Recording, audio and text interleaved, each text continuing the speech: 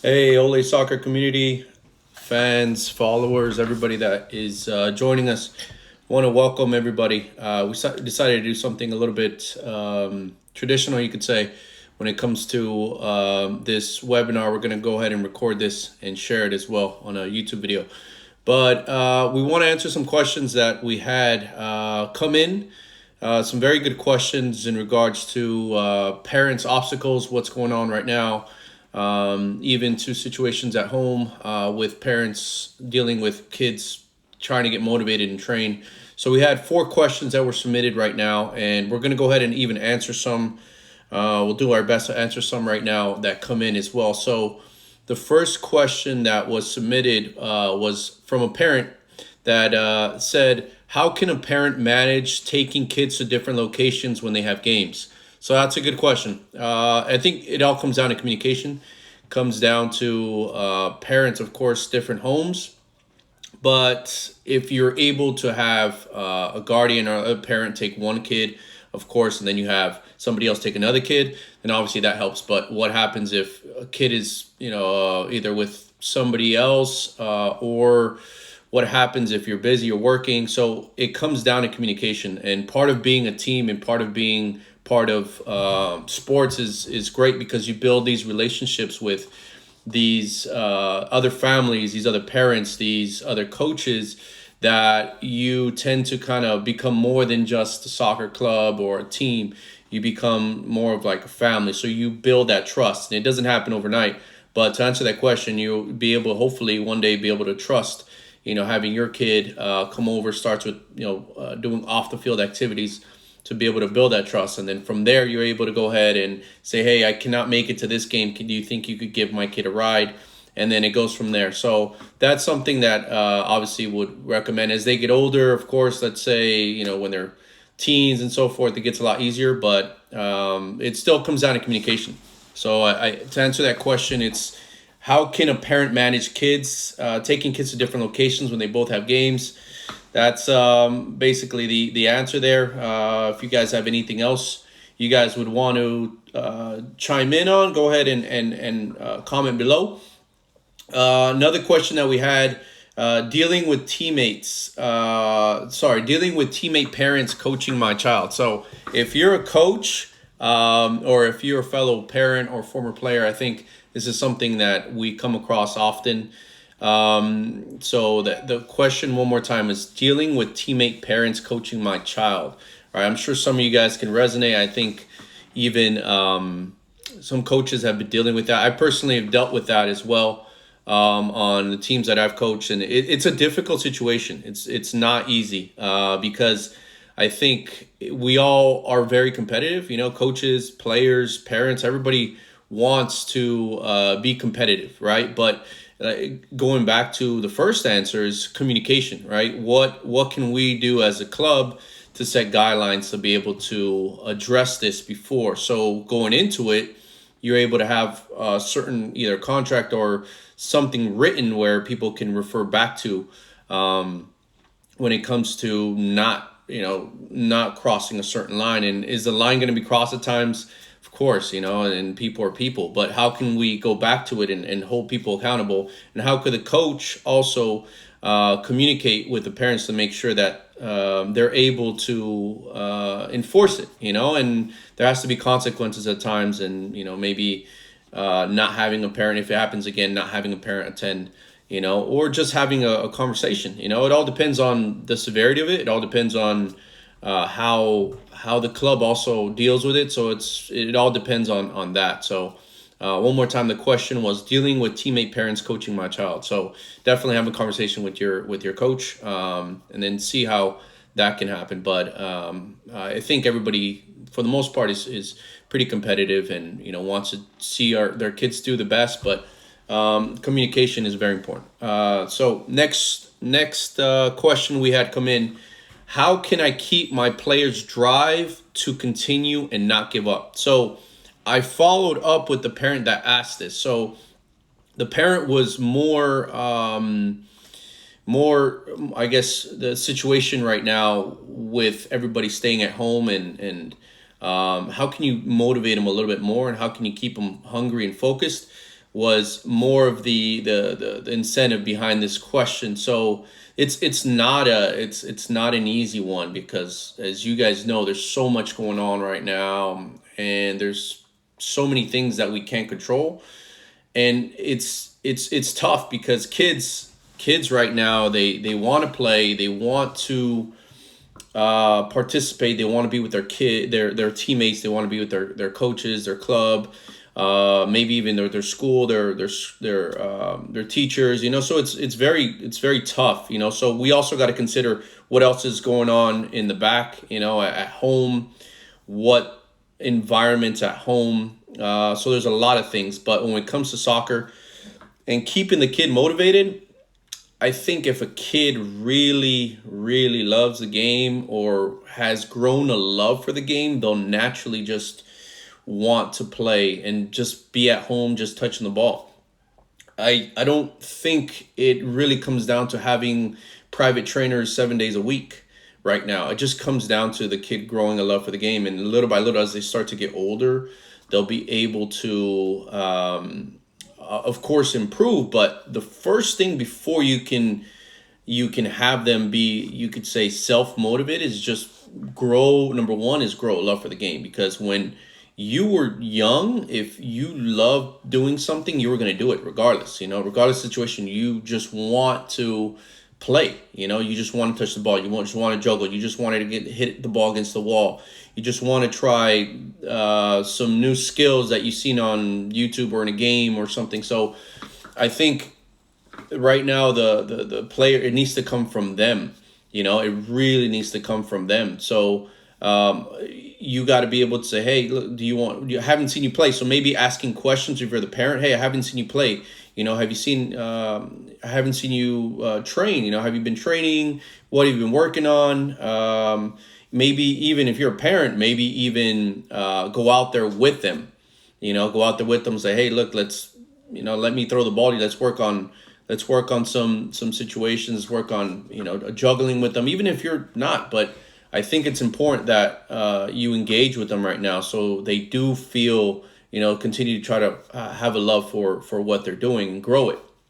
And of course, it also comes down to, if you're part of a team, how connected is the coach? How connected is the club? What is the club, coach, team doing to try to keep these kids together?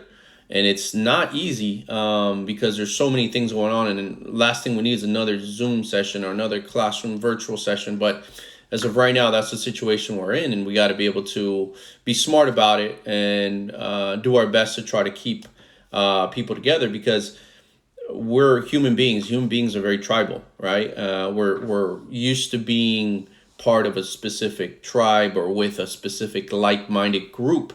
And it's very hard when you just all of a sudden just remove that aspect of them, because our brains are just wired to think that way, right? And to be like that. So how can we virtually try to keep them engaged, and how can we keep them motivated as well? I think it's a question as well, that maybe if you're the coach, try a little bit, to communicate a little bit better on that. So I hope that provided some insight on that question, which was, how can I keep my players' drive to continue, not give up? Next question that came in was, how can my daughter have more confidence in actual game scenarios? Okay, and then she did a follow-up, said, she does so well in practice and scrimmages, but seems to lack confidence under pressure, right? So one more time, how can my daughter have more confidence in actual game scenarios? It's just something I'm trying to, navigate towards, and I think it's something very important. Visualization, mental training is something I'm figuring out more and more. It's really lacking, because if you ask yourself or ask your kid, if they're, I would say probably 7, 8 or older, how much of the game is mental, right? And we know this as we're starting to move up in ages, and even coaches, we're starting to understand that the game is a lot more mental than we understand, than we're actually giving it credit for. So if the game is so mental, how much mental training are we actually focused on, right? Instead of you focus like Brian Price, he's from Top Mental Game. we had an interview with him, and he said the same thing. So he's like, we focus so much on training, we focus so much on private trainers, we focus so much on this, but how much mental training, visualization, self-talk type of training do we have with our kids, or do they have in general, to prepare them for a game like scenario, right? For beating somebody 1v1, for taking a penalty kick, for stepping up when it matters, right? It's not easy, but if we don't train, I think, the brain that way, how to meditate, how to focus, what is focusing, then it's going to be very hard. Then we may be repeating the same things over and over. But my kid's getting so good at skills, but when it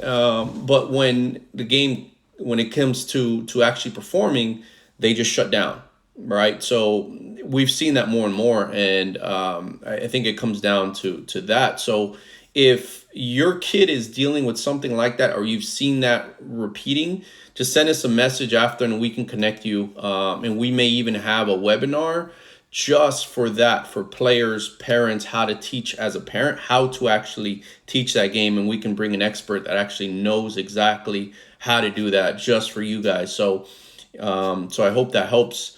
But I don't think that they should stop doing the confidence, getting confidence with their skills or game like scenarios. But I think that they need to add that extra aspect of it. And I think a lot of the reasons why that is not happening is because we don't know where to turn. What is that? What does that mean?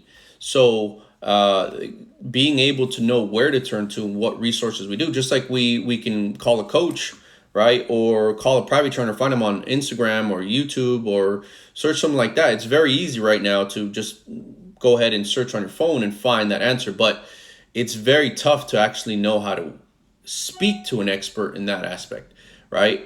So we can connect you. Like, for us, it's about improving everybody right now. I think the more resources and the more answers we have, it's all to improve the sport, and more importantly, to improve these players right now that are going through, as everybody, we're going through a very difficult stage right now in our lives and in history. But how can we get out of this once this ends on the other side? How can we say, hey, we were here, but now I'm now here because I took these steps? And what steps can we take and be proactive to be able to get out of this together, and even better? So I hope that helped. Those are a few questions. I can stay on for a few minutes longer if you guys want. I just wanted to connect everybody and answer some questions. But if you guys have questions now, if you have parents that have obstacles, or something that you're dealing with, let's say performance-wise or anything, like, feel free to answer right here on Instagram. I'll do my best to try to answer. And if I cannot answer, I'll point you in the right direction that maybe somebody can. So today's talk is more geared towards parents and obstacles they're seeing with their kids, or in training, or at home. And how can we improve it together, or how can we have a discussion? How can we have some sort of conversation about what to do for our kids? So let me check the email right now. I believe somebody did ask a few questions. So as the questions are coming in, we'll be able to go ahead and answer. So one more question. And somebody even asked, will this link be available after? Okay, one question. Who can you tell when your kid is teasing too hard in his own? Okay. This is from one of our parents. Who can you tell, or I think it is, how can you tell when your kid is teasing too hard on his own? That's a good question. Teasing is tough. It's tough when your kid, I believe the parent was asking in regards to teasing too hard. I believe this may be in a team scenario. But if your kid is, let's say, excelling, or your kid is around less competitive players, you should be able to kind of see that as a parent and identify, I need to put my kid I need to put my kid in an environment where they're going to be challenged, where they're not going to be the best one, where whether they play pickups, against older kids, right, or young adults, depends on the age. Whether they're, let's say, different gender, combine them so that they're challenged. Whether it is teasing in the aspect of maybe their teammates are not working as hard. Maybe that's what you're referring to, like motivation, trying to motivate them to work harder. I think having a conversation with with a coach as well, either on the phone, through message, video, however it works right now, but try to get answers in regards to why this is happening. I think as a parent, also ask, hey, I noticed this happened. Why would you doing that? I just want to know why you were making those comments, because it's very interesting to me, so I can understand as well, how you're performing and if that's actually affecting you, what other things are happening outside. So I hope that kind of answers, was kind of a general questions. But does anybody else have any questions right now that they want to talk about when it comes to parent obstacles? I think someone even referred to playing time. There's a parent that had questions on playing time. That's a pretty common one. It all depends on how much work you're putting in. Of course, training, what position you're training for, because if and you get to a certain age already where your kid is playing 2 to 3 different positions, but very similar, for example, more on the defensive side, maybe a defensive player, a 2 or 3, or a center back, or maybe a holding mid, like a 6, then that player is working on different exercises for the most part, general, but maybe even specified for that position more than they are working on reps to try to hit top bins every time, because that kind of doesn't relate to what they're going to be playing when they return to their team. And same goes with goalkeepers. Same goes with strikers. Your creative mid. So it goes to knowing how you can create more playing time for a kid, but knowing what they're supposed to be working on. So ask their coach. Ask their coach. I need to know what my kid needs to be working on right now. What can they be doing in order for them to improve? And they might give you something general, but try to be a little bit more specific. I've noticed that my kid is playing more of this position, maybe a 6, maybe an 8, or maybe a center back, a little bit more. Can you send me, what videos can they watch to learn from as well? Because it's also one thing that I really believe that a lot of kids nowadays, for the most part, I've noticed talking to other coaches, is that they do not watch too many games, replays, have favorite players. You ask them, who's your favorite player? And they're like, I don't know. I don't really watch. So that's kind of, it's very tough for kids to excel if they don't have somebody that they can mimic and they want to be like, or 1 or 2, 3 different players. Watching games, watching them make mistakes, watching them recover from their mistakes, watching them succeed in what they're doing, and just seeing that visual. We're all visual learners, we all visually, we can see, especially in this game, it's very important to be able to see and mimic and try things and do things on your own. So I hope that has helped, and I hope you guys are finding value from what we're trying to do. I know these are, like I said, these are very strange times, and me as a parent as well, it's been very challenging, to try to get into a routine and build habits and have habits continue now with this changing schedule and kind of some uncertainty right now with the city. When can we return? Is it safe for my kid to play? And everybody's going to deal it their own way, and the way that obviously the counties and the states kind of give you updates. But I think the most important thing is for us to be healthy, so when we return, we'll be able to be 100%. And we're definitely excited to come back even stronger, more knowledgeable, hungrier, more united as well.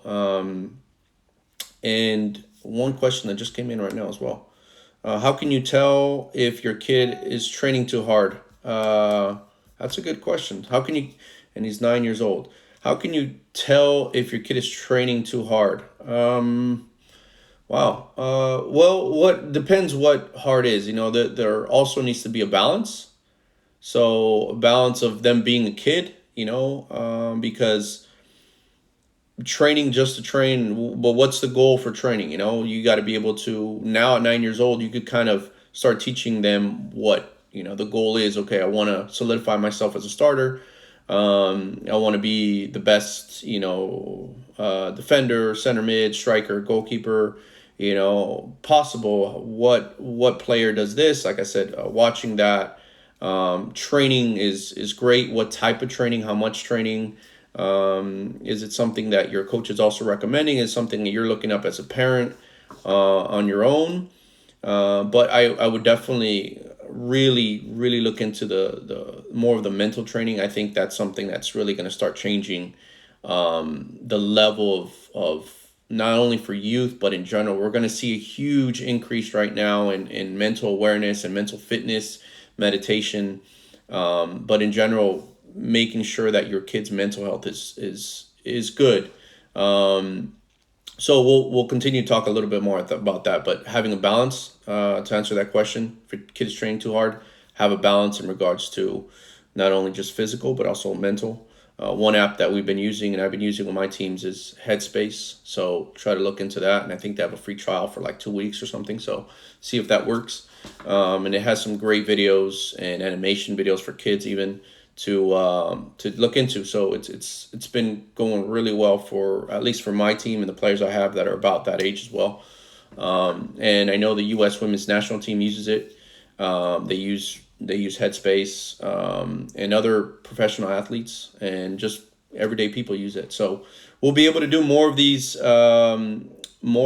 exercises and webinars and more training for everybody. So just let us know what you want. What do you need help with? How can we help? That's what we're here for. Our job is to try to help everybody elevate this game.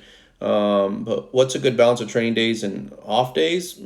It all depends how much, how much they want as well, and so right now, if they have the drive to train and play, and they want it, it's obviously, depending on how much they want to push themselves, and some weeks, I'm sure some weeks you'll see their drive pick up, but I think maybe having a schedule is important as well. Because think about this, like you have if you're part of a club or team, you had your practice schedule, let's say Monday, Wednesday, Tuesday, Thursday, however it may be, right? And you did some extras. Is that something that you're still trying to stay consistent with? Or is it just like, I'm just going to do this just to stay busy? But you got to it's very important to kind of have a goal or like a schedule, to have, to be able to. I know it's kind of hard right now with school, but and all that, but try to have a balance of that. But like I said, try to throw in some mental training into that, because that'll help them refocus, re-energize themselves, and teach kids the importance of what is mental fitness, just as important as it is for physical fitness, and skills training. Look into it, look into it with them, do it with them. Make sure it's not just them doing it on their own, you just looking over the shoulder or like checking in and out, like, realize also, what it is and how much it can really help. So to answer your question, what's a good balance? It's sticking to a certain schedule, whatever training schedule you have. But kids, if they really love it and they really love playing, they're going to do it regardless. And I think there should be some sort of balance on like quote unquote structured training, and then just free play. Free play is just as important. So going back to those questions, I hope you guys found some value. I hope you guys, everybody is doing well. We're looking forward to continuing the podcast. I hope you guys are also finding value in the podcast. There's so much going on, and we're trying to connect with some very inspiring people. We have tomorrow former director of Fullerton Rangers, former director of Boca OC. He's now the head coach at Chattanooga, professional team out in, I believe that's Tennessee. So he's going to be on the podcast tomorrow. On Friday, we have another podcast interview with, hold on, I know this. With Jake Gwynn, Coach Jake Gwynn. So he coaches at Moore Park College right now. He was a former coach at Canoga Park High School.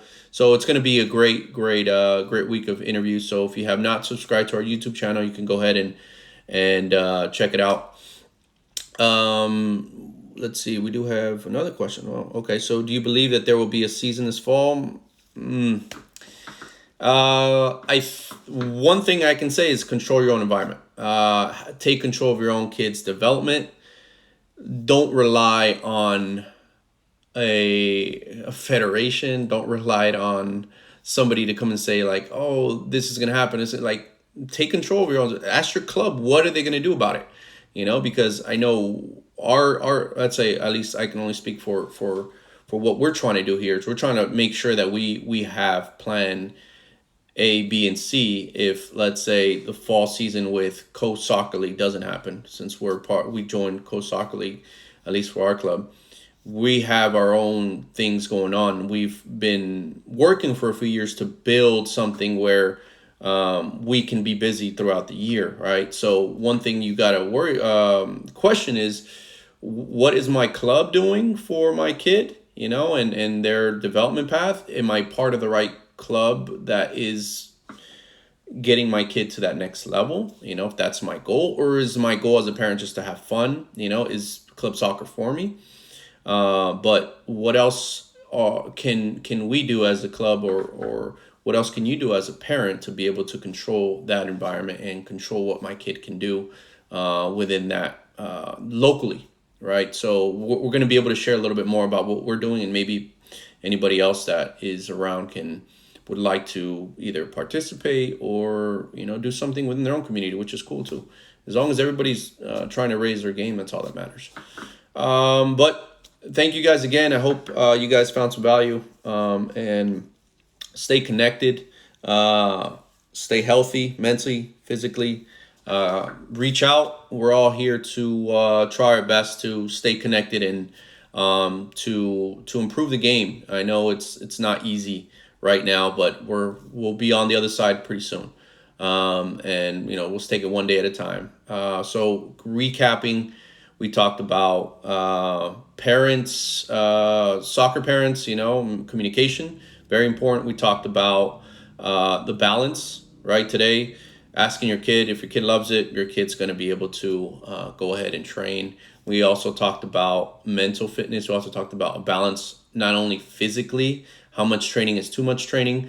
Like I said, incorporate really seeing a lot of not only results within ourselves and what I've seen with my team, which is very similar to that age, that 9-10-year-old, but moving a lot towards mental fitness, the importance of it. And if you're able to teach kids at the younger ages the importance of mental fitness and what it is, they're going to be able to really learn how to focus and know exactly what to do when they get on the field. And visualization, self-talk, meditation, all that's going to be key. You're going to see a big difference. And like I said, just stay connected. Hopefully you guys have already subscribed to our YouTube channel. You can go back and rewatch the recent podcast interviews. There are lots of great information there. And then we want to know also what you guys want to hear and what type of interviews you guys want to see, so we can continue to push them out for you guys. So this is for everybody. This is for the soccer community. This is for the athletes. This is for the parents. This is for the coaches. Everybody staying connected right now to be able to get through this, as quickly as possible. But when we get to the side, like I mentioned, we will be better. All right. So thank you guys for joining. Let me know if you guys have any other questions. All right. You guys have a good one. Bye.